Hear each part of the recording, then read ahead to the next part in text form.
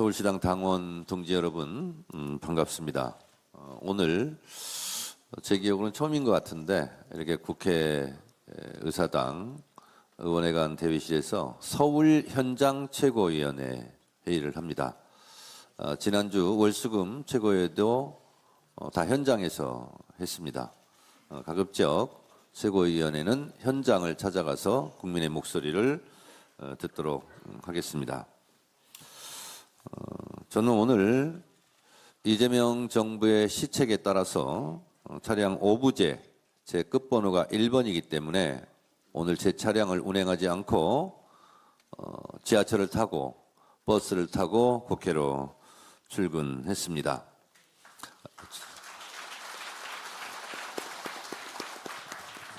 출근길에 만나는 우리 마포 주민들, 서울 시민들이 따뜻하게 환영도 해주시고 따사로운 눈빛으로 저를 보시면서 많은 대화를 했습니다.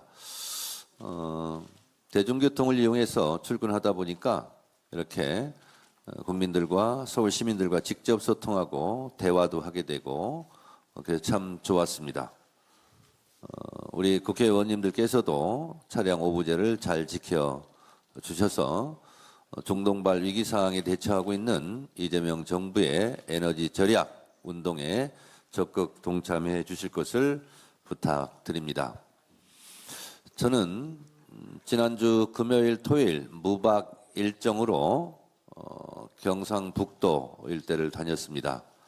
세종에서 최고위원회를 마치고 그리고 대전 현충원에서 서해 수호날 주념식에 참석하고 그리고 작년 경북 큰 산불로 천년 고찰이 화재 피해를 입었는데 그 고운사 현장에 가서 주지 스님과 자연 복원에 대해서 대화를 했고 복원이 차질이 없도록 보살펴 드리겠다는 말씀을 드리고 경북 영덕 대개 축제 현장에 갔습니다.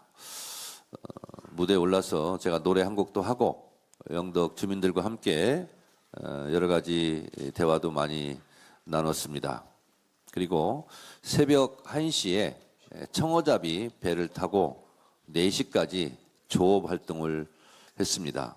그리고 4시 반부터 경매 현장을 직접 둘러보고 그분들의 애환, 노고에 대해서 대화를 나누었고요. 살다 새벽 5시에 정책 간담회는 처음 해봅니다. 어민들의 애로사항을 들었습니다. 지금 그런 청어잡이 배가 하루 나가는데 기름이 한 드럼이 필요한데 한 드럼 값이 17만 4천 원인데 이게 10만 원 정도 오를 것으로 예상이 된답니다. 그러면 27만 4천 원이 되는데 어민들이 요구하는 것은 정부에서는 22만 4천 원부터 오른 분의 70%를 보전해 주겠다는 게 정부 입장인데 기왕이면 20만 4천 원부터 오른 가격의 70%를 보전해 주십사라는 민원을 제가 청취를 했고 노력하겠다는 말씀을 드렸고요. 그리고 선원 구하기가 어렵습니다. 현재는 한국인 선원 4명, 외국인 선원 6명인데 외국인 선원 1명 TO를 더 늘려줬으면 좋겠다. 선원 구하기가 어려워서. 그래서 그 부분도 말씀하시길래 잘 조율해 보겠다라고 말씀을 드렸습니다. 정책간담회가 끝나고 잠깐 씻고 9시 반에 포항에 있는 천년고찰 보경사에 가서 또 포항 시민들과 만나고 올라왔습니다. 우리 더불어민주당은 앞으로 6.3 지방선거 승리를 위해서 항상 겸손하고 낮은 자세로 현장 속으로 국민 속으로 달려갈 것입니다.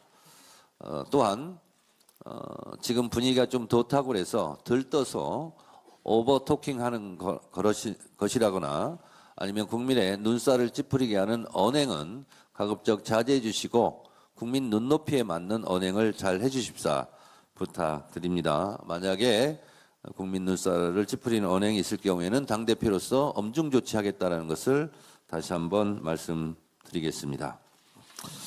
중동 전쟁이 한 달째 접어들었습니다. 그 사이 우리 국민들은 고육과 고환율, 고물가의 삼중고 위기에 처해 있습니다. 에너지 수급 확보와 유가 관리, 수출 기업 보호와 경제적 여파 선제 대응, 물가 관리와 민생 안정을 위한 특단의 대책이 절실한 상황입니다. 이재명 정부는 내일 전쟁 추경 편성안을 국회에 제출할 예정입니다.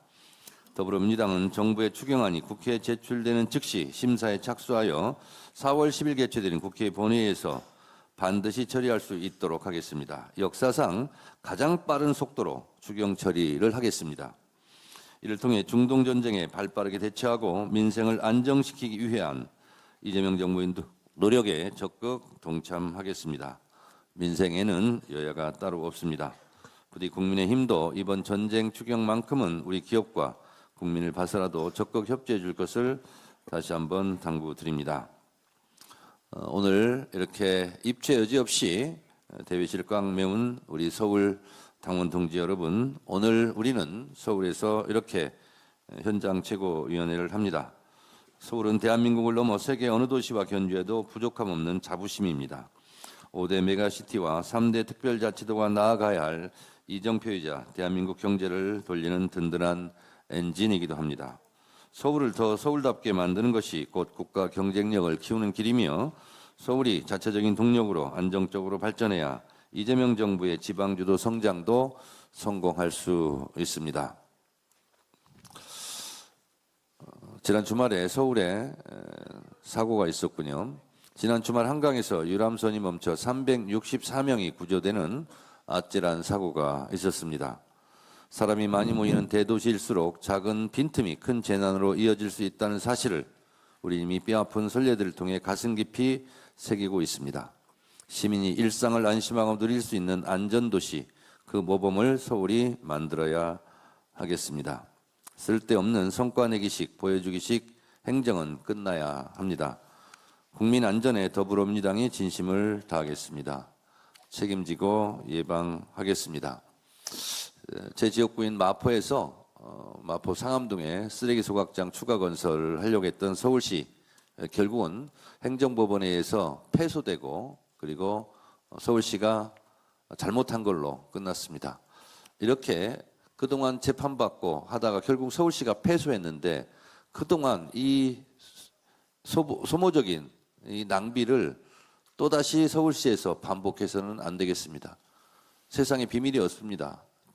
주민들과 항상 상향식 민주주의로 도시 민주화를 이루어서 서울 시민들에게 모든 행정은 공개적이고 투명하게 민주적 절차를 통해서 해야 된다는 교훈을 이번 마포 쓰레기 소각장 서울시 패소를 보면서 다시 한번 하게 되고, 더불어민주당은 앞으로 서울 시민이 원하는 대로 공개적이고 투명하게 민주적인 절차를 통해서 모든 서울시의 시책을 하겠다는 말씀을 드립니다. 쌍방울 대북 송금 사건은 정치검찰에 의해 하나부터 열까지 완전히 조작된 사건이라는 의심이 점점 그것이 진실이라는 것이 확인되고 있습니다. 어제 우리 당 전용기, 김동아원, 서민석 변호사 등이 긴급 기자회견을 열고 쌍방울 대북 송금 사건 담당 검사와의 통화 내용이 담긴 음성 파일을 공개했습니다. 이 음성 파일에는 해당 검사가 이화영 변호인에게 했다는 걸 그대로 한번 읽어보겠습니다. 이재명 씨가 완전히 주범이 되고 이 사람이 종범이 되는 식의 자백이 있어야 저희가 그거를 할 수가 있고, 그것이 뭡니까? 궁금합니다. 공익제보자니 이런 것들도 저희가 다 해볼 수가 있고, 이건 또 뭔 내용이죠? 그 다음에 보석으로 나가는 거라든지 검사들이 마음대로 보석해 줄 수 있나 보죠? 추가 영장을 안 한다든지 이럴 수 있습니까? 이게 참 이런 게 다 가능해지는 건데 이렇게 돼 있습니다. 이게 뭡니까?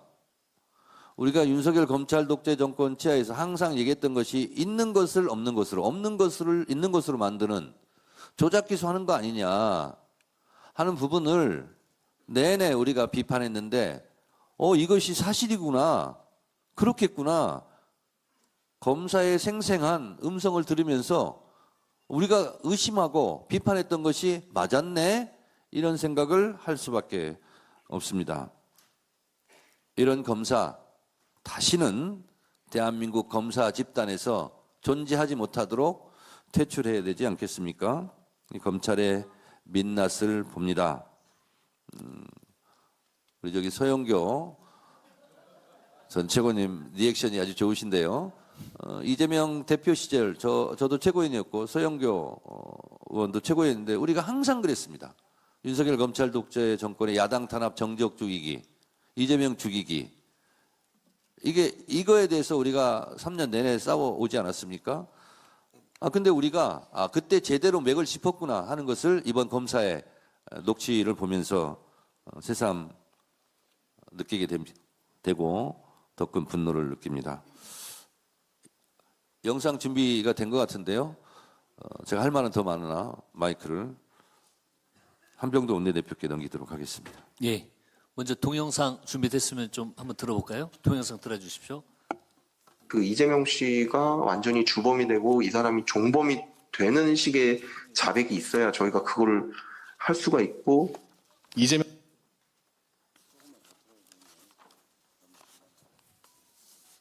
공익제보자니 이런 것들도 저희가 다 해볼 수가 있고 그다음에 그 보석으로 나가는 거라든지 추가 영장을 안 한다든지 이런 게 다 가능해지는 건데 이전 부지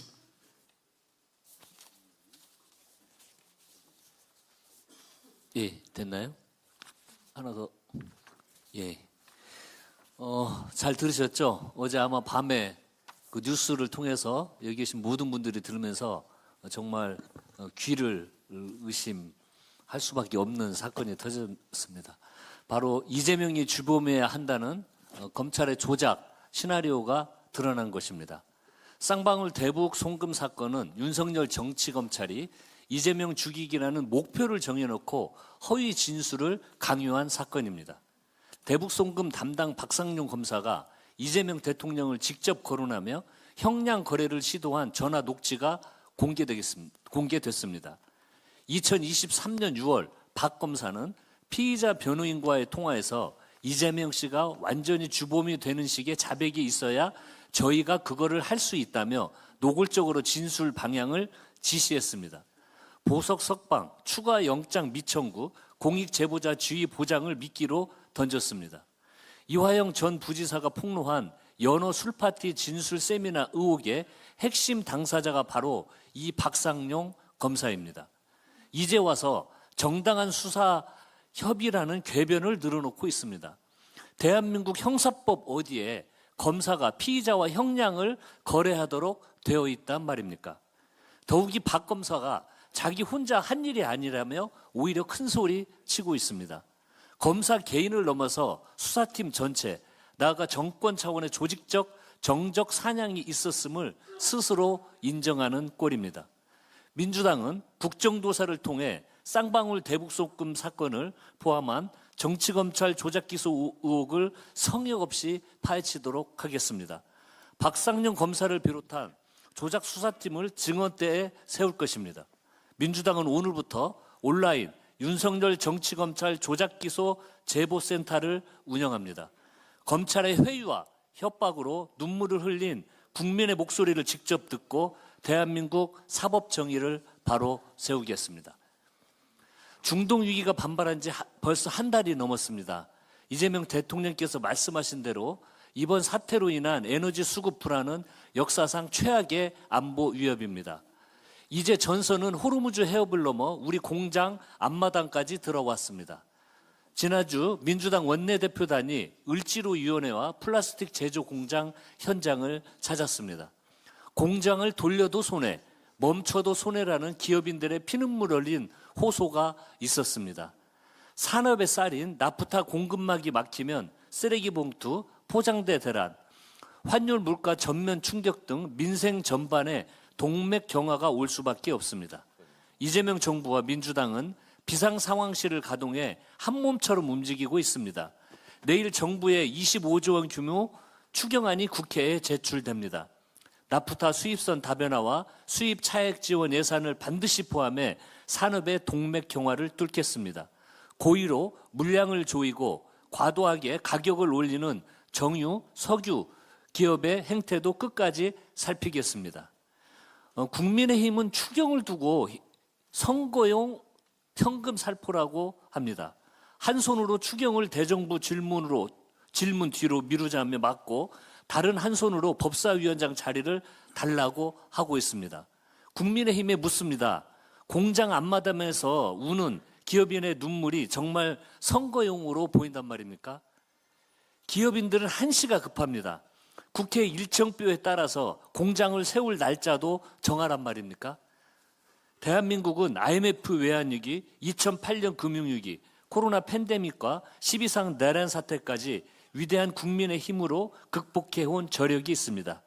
그때마다 위기를 이용해 발목을 잡는 정당이 있었고 위기를 뚫고 국민의 곁에 선 정당이 있었습니다.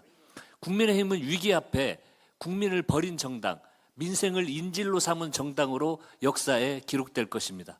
민주당은 이번 중동 위기도 국민과 함께 반드시 이겨내겠습니다. 민주당은 국민이 부여한 권한으로 국회의 시계를 돌리겠습니다. 내일 본회의에서 공석인 4개 상임위원장을 새로 선출해 입법의 엔진을 다시 가동하고 4월부터 매주 목요일 본회의를 열어 시급한 민생개혁 법안을 하나씩 처리해 나가도록 하겠습니다. 이상입니다. 다음 발언 이어지기 전에 두 분이 제가 빠뜨려서요. 우리 김영배 성북구가 지역위원장님 오셨습니다.